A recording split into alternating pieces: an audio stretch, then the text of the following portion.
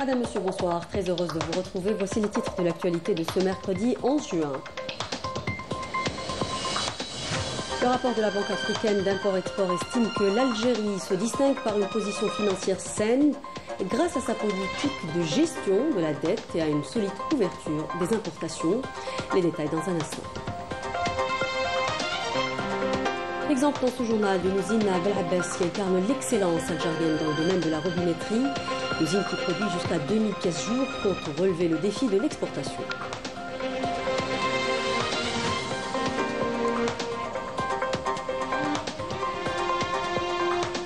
Comité spécial de la décolonisation de l'ONU à New York, l'Algérie appelle les Nations Unies à agir pour mettre fin aux résidus du colonialisme, notamment au Sahara occidental, dernier territoire non autonome en Afrique.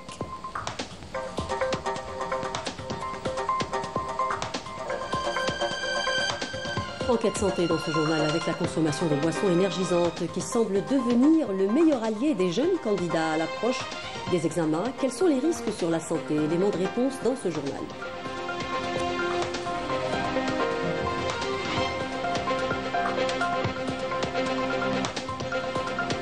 Et tourisme pour terminer avec une destination de choix dont la wilaya de Taref, la Zet d'El Battah, a bénéficié de nouvelles structures d'accueil et de nouveaux espaces de détente et n'attend plus que les touristes. Reportage à la fin de cette édition. Bonsoir à tous. Il y a eu conseil du gouvernement ce mercredi sous la présidence du Premier ministre Nadir Larbaoui. Une réunion consacrée à l'examen de mise en œuvre des programmes complémentaires au profit de certaines wilayas du pays, constituant un axe majeur de la vision stratégique du président de la République pour pallier les disparités en matière de développement entre les wilayas et propulser leur dynamique économique et sociale. Le gouvernement a entendu une communication sur le raccordement au réseau électrique, des exploitations et des grands projets agricoles, des cultures stratégiques. Le gouvernement a également entendu une communication sur le projet de création d'une banque postale sous la forme d'une filiale d'Algérie Post, une communication sur l'évaluation de l'organisation de l'examen du brevet de l'enseignement moyen s'étant déroulé du 1er au 3 juin, ainsi qu'une autre communication sur le projet de la stratégie de gestion des déchets 2025-2029, un plan national qui vise à mettre en place un système efficace et intégré de gestion des déchets. Économie avec ce rapport de la Banque africaine d'import-export, un rapport qui estime que l'Algérie se distingue par une position financière saine grâce à sa politique de gestion de la dette et à une solide couverture des importations. Le rapport met en avant le faible ratio dette-exportation de l'Algérie au moment où de nombreux pays africains peinent encore à redresser leur trajectoire d'endettement. Voyez ce sujet signé Rina Lerari. Avec un taux de croissance de 4,3%, une inflation maîtrisée à 5,7% et un taux directeur stabilisé à 3%, l'économie algérienne affiche des indicateurs robustes, signe d'une trajectoire maîtrisée et résolument indépendante. Contrairement à de nombreux pays qui dépendent de financements extérieurs ou de l'appui des institutions financières internationales, l'Algérie finance ses grands projets exclusivement à partir de ses ressources propres. Une stratégie rigoureuse qui, renforcée par d'importantes réserves de change dépassant les 80 milliards de dollars fin 2024, permet au pays de préserver son autonomie budgétaire et se prémunir contre les conditions contraignantes imposées par les créanciers étrangers. L'Algérie est l'une des plus grandes économies en Afrique avec un PIB de plus de 250 milliards de dollars. Ainsi, lorsqu'on parle d'investissement, la dimension compte car c'est le plus vaste pays du continent. Elle dispose d'abondantes ressources naturelles, notamment d'importantes réserves énergétiques, un fort potentiel en énergie renouvelable comme le solaire et l'éolien, ainsi que de nombreuses ressources minières dont le phosphate. Le pays possède également une population jeune, un régime de change stable, une faible inflation et certaines marges budgétaires pour faciliter l'investissement. L'Algérie compte également sur des institutions solides comme Sonatrach. En optant stratégiquement pour le refus de l'endettement extérieur, l'Algérie s'est affranchie de risques d'ingérence économique et positionne le pays comme un terrain favorable aux opportunités et aux investissements dans un contexte régional en quête de stabilité et de croissance durable. L'Algérie a remboursé l'intégralité de sa dette et n'a actuellement aucun problème de dette. Elle est résolument tournée vers le futur et constitue aujourd'hui un terreau idéal pour l'investissement. Investir en Algérie est la bonne décision. Misant sur l'autofinancement, l'Algérie a lancé des réformes, renforcé sa sécurité alimentaire et développé ses infrastructures en s'appuyant sur une politique macroéconomique prudente et un engagement affirmé en faveur de la souveraineté économique. Et l'Algérie mise sur la diversification de son économie en développant une industrie forte capable de satisfaire les besoins locaux, mais aussi de relever le défi de l'export. L'exemple dans ce journal d'une usine à Sidi Bel Abbès qui incarne l'excellence algérienne dans le domaine de la robinetterie. L'usine qui produit jusqu'à 2000 pièces jour s'appuie sur des matières premières locales, ce qui garantit un haut niveau d'intégration, nous dit Yasmine Saoudi dans ce papier. Cette usine spécialisée dans la robinetterie sanitaire se distingue par son savoir-faire et son engagement constant envers l'innovation. Portée par une dynamique de croissance, l'entreprise aspire à doubler sa production et à se tourner vers l'exportation. La capacité de production quotidienne varie entre 1500 et 2000 pièces. Nous avons pu satisfaire la demande locale et sommes prêts à exporter vers des pays comme la Tunisie, la Libye ou la Mauritanie. Nous aspirons également à développer notre activité dans un futur proche. L'un des indicateurs clés de la performance de cette unité de 140 employés est le taux d'intégration locale. L'usine produit plusieurs composants en interne et s'approvisionne en grande partie localement. Les étapes de polissage, de traitement métallique et d'assemblage sont effectuées ici, au sein de l'usine. L'objectif, tout faire sur place, en utilisant des matériaux produits localement. Notre gamme est composée de plus de 30 produits finis, avec un taux d'intégration qui dépasse les 70%. Le développement de ce type d'industrie permet de valoriser les matières premières locales et de générer une véritable valeur ajoutée, avec un impact direct sur l'économie locale et nationale. Coopération, la secrétaire d'État auprès du ministre des Affaires étrangères, chargée des affaires africaines, Selma Barta Mansouri, participe aux travaux de la réunion ministérielle de suivi des recommandations du Forum sur la coopération sino-africaine qui se tient aujourd'hui et demain à Changsha, dans la province chinoise du Yunnan. Cette rencontre constitue une étape importante pour renforcer la coordination entre les pays africains et la Chine, notamment en ce qui concerne les mécanismes de mise en œuvre du plan d'action conjoint 2025-2027, adopté lors du 4e sommet du Forum à Pékin. Lors d'une allocution prononcée à cette occasion, la secrétaire d'État a souligné l'importance de renforcer l'aspect opérationnel du partenariat sino-africain en mettant l'accent sur la mise en œuvre des engagements du Forum et sur la création de mécanismes de suivi et d'évaluation. L'Algérie est présente lors de cet événement à travers la participation de plusieurs entreprises au salon économique et commercial sino-africain organisé du 12 au 15 juin. Et début ce mercredi à Genève des travaux de la 113e session du Congrès international du travail en présence du secrétaire général de l'UGTA, l'Union générale des travailleurs algériens, Ammar Tartout, et du président du Conseil algérien de renouveau économique, le CREA, Kamel Moula. Lors de cette rencontre, Ammar Tartout a mis en avant la réalité du travail syndical en Afrique, soulignant l'importance de lancer une réflexion collective sérieuse et approfondie pour développer le travail syndical face aux défis futurs. Je vous propose de l'écouter. Nous apprécions hautement le rôle historique de l'OIT dans l'amélioration des conditions d'emploi et de vie de centaines de millions de travailleurs et de leurs familles à travers le monde grâce aux normes qu'ils ont produites et les textes tandicoulant.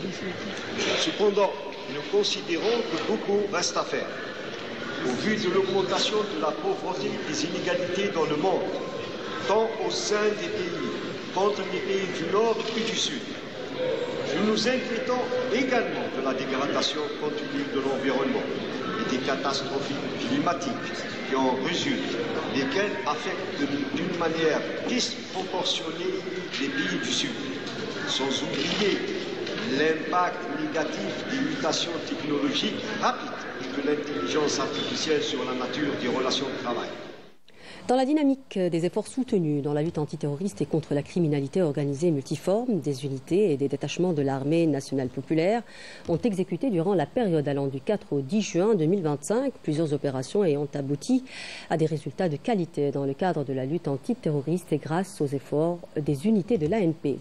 Le terroriste dénommé Rendemi Salek s'est rendu aux autorités militaires de Bodj Badji Mokhtar en 6e région militaire. En sa possession, un pistolet mitrailleur de type Kalachnikov, une quantité de munitions et divers effets, alors que d'autres détachements de l'ANP ont arrêté 3 éléments de soutien aux groupes terroristes dans différentes opérations à travers le territoire national. Dans le cadre de la lutte contre la criminalité organisée et en continuité des efforts soutenus visant à contrecarrer le fléau de narcotrafic dans notre pays, des détachements combinés de l'ANP ont intercepté en coordination avec les différents services de sécurité 28 narcotrafiquants et mis en échec des tentatives d'introduction de 16 kg de kif traités provenant des frontières avec le Maroc, alors que d'importantes quantités de comprimés psychotropes s'élevant à plus d'1 600 000 comprimés et 1000 grammes de cocaïne ont été saisis lors d'opérations menées à travers les régions militaires. À Tamanrasset, Bodj Badji Mokhtar, Insalah et Ingzem, des détachements de l'ANP ont arrêté 60 individus et saisi 25 véhicules, 42 groupes électrogènes, 43 marteaux-piqueurs ainsi que des quantités de mélange d'or brut et de pierre, d'explosifs, d'outils et de détonation plutôt, et d'équipements utilisés dans des opérations d'orpaillage illicite. Ajoute la même source. De même, 12 autres individus ont été arrêtés et un pistolet automatique, 3 fusils de chasse et plus de 13 600 litres de carburant ont été saisis lors de différentes opérations. Par ailleurs, les gardes-côtes ont mis en échec sur les côtes nationales des tentatives d'immigration clandestine et procédé au sauvetage de 205 individus à bord d'embarcations de construction artisanale, alors que 206 immigrants clandestins de différentes nationalités ont été arrêtés à travers le territoire national, conclut le communiqué de l'ANP. Dans un discours prononcé devant le comité spécial sur la décolonisation, le représentant permanent de l'Algérie auprès des Nations Unies, l'ambassadeur Ammar Benjama, a déclaré que les Nations Unies doivent agir de manière décisive pour mettre fin aux résidus du colonialisme, notamment la cause du Sahara occidental en tant que dernier territoire non autonome en Afrique. Je vous propose de l'écouter. Mon pays, l'Algérie, qui a terriblement souffert de la colonisation, mon pays soutient résolument les causes justes et réaffirme que l'ONU doit agir avec détermination pour éliminer les derniers vestiges du colonialisme. Madame la Présidente, nous encourageons le comité des 24 à mobiliser tous ces instruments pour protéger les droits du peuple sahraoui et parachever finalement ce processus de décolonisation. Une seule voie s'ouvre devant nous. La reprise immédiate des négociations directes et substantielles entre le Maroc et le Front Polisario pour une solution juste et durable garantissant l'autodétermination du peuple du Sahara occidental. Et de son côté, le membre de la mission permanente de l'Algérie auprès des Nations Unies, Toufiq El-Aïd Koudri, a affirmé que l'intervention de la délégation marocaine n'est qu'une tentative de distorsion de l'histoire et de diplomatie transactionnelle. Je vous invite à l'écouter. L'intervention de la délégation marocaine confirme une fois de plus ce que nous avions déjà affirmé, à savoir qu'il s'agit de tentatives de déformation et de réécriture de l'histoire, de politique du fait accompli et de diplomatie transactionnelle. La délégation marocaine ne peut nier la déclaration de leur roi en septembre 1983 lors de la session ordinaire de l'Assemblée générale et qui a affirmé, je cite, « Le Maroc veut vous dire qu'il souhaite organiser un référendum ». Des années plus tard, en 1988, le Maroc a approuvé et ratifié le plan de règlement des Nations Unies dont l'objectif principal était d'organiser un référendum libre et indépendant. Un engagement que le Maroc a oublié. Nous tenons enfin à rappeler aux représentants de la délégation marocaine le contenu de la déclaration commune publiée en 1988 à propos du rétablissement des relations diplomatiques entre Alger et Rabat. Le Maroc s'était engagé à soutenir une solution juste et durable à la question sahraoui. Tous ces engagements ont été légués au fil du temps aux oubliettes.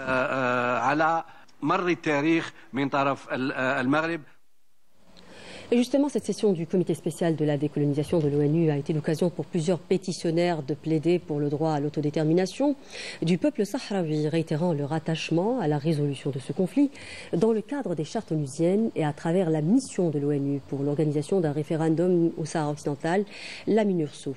Yamina Saïdji.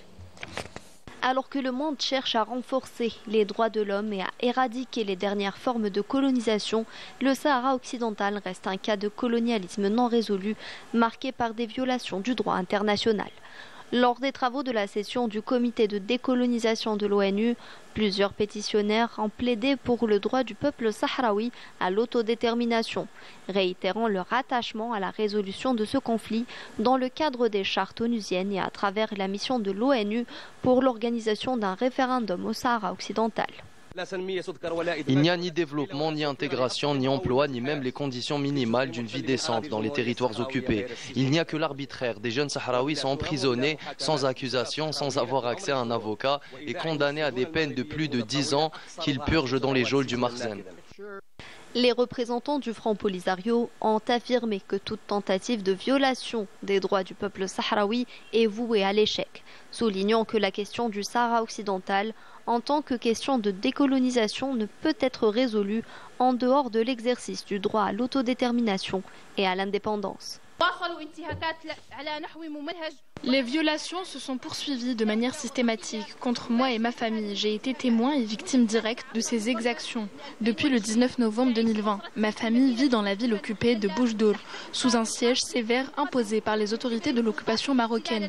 Pendant ce siège, mes tantes, Sultana Khaya et Wa'ara Khaya, et ma mère très âgée, Aminatou Najem, ont été victimes de tortures et de multiples intrusions de la part des forces d'occupation marocaines.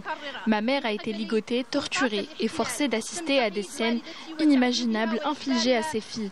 Viols, coups et brutalité. Leur maison a été saccagée, le réservoir d'eau souillé et on nous a privés d'électricité et d'eau. Ils sont allés jusqu'à injecter des substances inconnues dans le bras de Sultana Khaya. Tout cela simplement parce que nous avons exprimé publiquement notre opinion politique et revendiqué pacifiquement le droit du peuple sahraoui à l'autodétermination. Face à l'occupation marocaine qui continue d'étendre son emprise sur le Sahara occidental, par des violations croissantes, le peuple sahraoui poursuit résolument sa lutte pacifique et s'emploie à faire entendre sa voix pour une solution juste et durable, garantissant l'autodétermination et l'indépendance. Autre territoire également à décoloniser, la Palestine occupée, Gaza toujours sous les feux de l'occupation sioniste. L'organisation humanitaire Médecins du Monde a fait état ce mercredi d'une attaque de drones de l'occupation sioniste la veille contre un bâtiment abritant un de ses bureaux dans l'enclave palestinienne et dans lequel au moins 8 personnes sont tombées en martyrs. Cette attaque constitue une grave violation du droit international humanitaire qui protège à la fois la population civile et les organisations humanitaires opérant dans les zones de conflit, a dénoncé Médecins du Monde. Vous êtes nombreux à consommer des boissons énergisantes lorsque vous cherchez un coup de boost rapide. Attention, cela n'est pas sans danger sur la santé. Ces boissons présentent bel et bien un risque, en particulier chez les jeunes et les enfants. Elles contiennent des quantités élevées de caféine et de sucre, mais pas seulement. Avec l'approche des examens de fin d'année, ces boissons semblent devenir le meilleur allié des jeunes candidats. Rina Lerari a fait son enquête auprès des consommateurs, mais aussi des professionnels de santé. Reportage. À l'approche du baccalauréat, les lycéens enchaînent les nuits blanches pour préparer cet examen décisif. Et pour tenir le coup, ils consomment à outrance des breuvages énergisants. Au fil de la journée ou de la nuit, les boissons énergisantes sont les alliés de nombreux candidats en quête d'un coup de boost. Les Smart Energy Drinks se glissent dans les sacs d'école, sur les bureaux ou au fond des frigos. Est-ce que tu as déjà consommé des boissons énergisantes? Oui, déjà, et ça a déjà nuit à ma santé. J'ai pris une appendicite en début d'année. J'ai passé 1 mois à la maison et du coup ça m'a retardé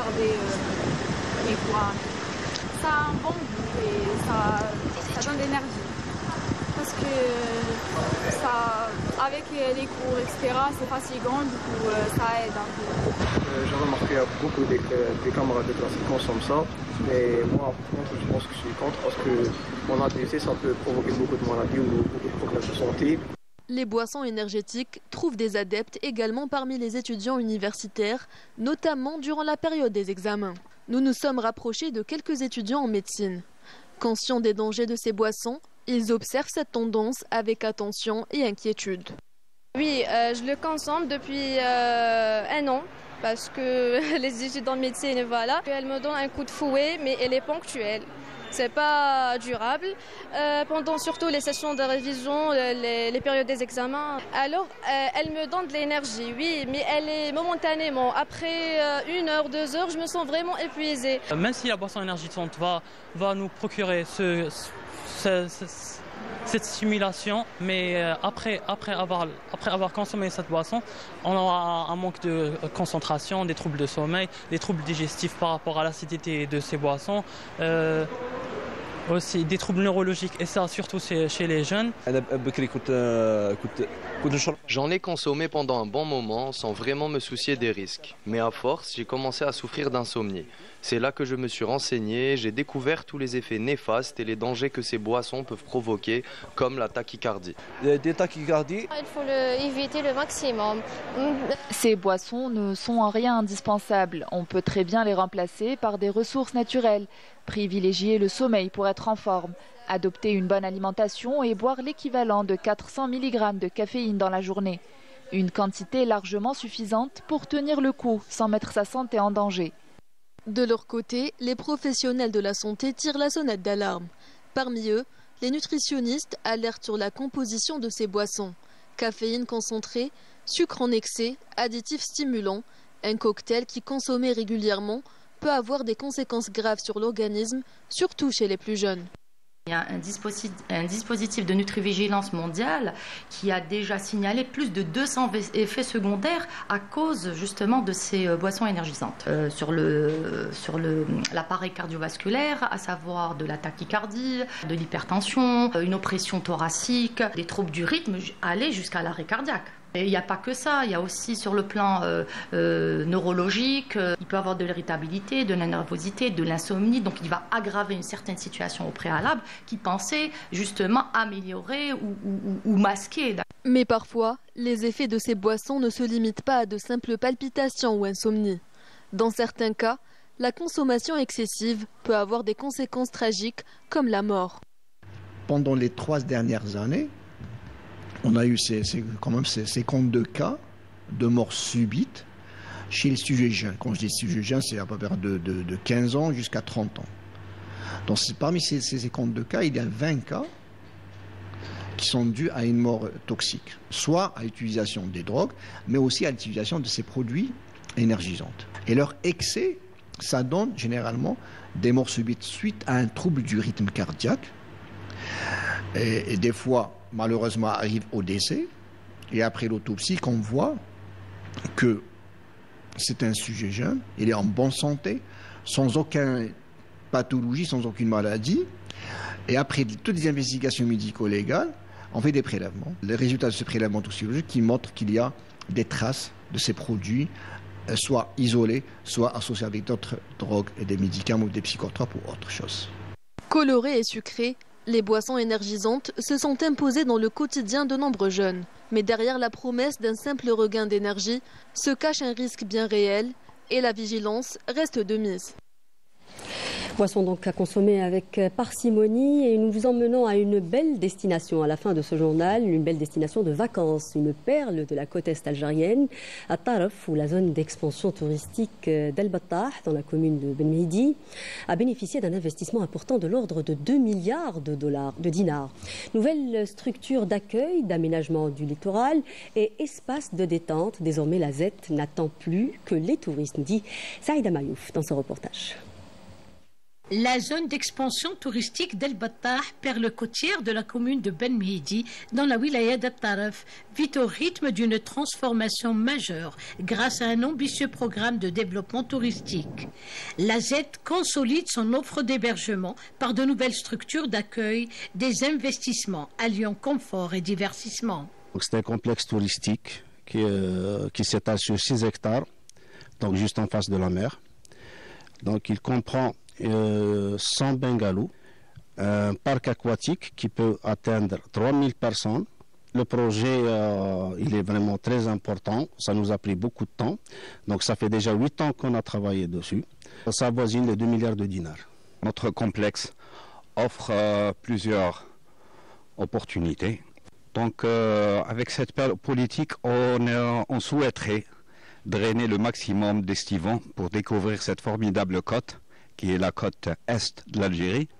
Ces nouveaux établissements hôteliers et villages touristiques, ajoutés à d'autres infrastructures déjà existantes, qui de plus est se trouvent être écologiques, sont à même de valoriser cette région frontalière en tant que destination touristique de choix, outre la création de plus de 200 emplois directs. Le parc hôtelier sera ainsi renforcé cette saison estivale, conférant à cette région de l'extrême est du pays une position confortable en termes de capacité d'accueil.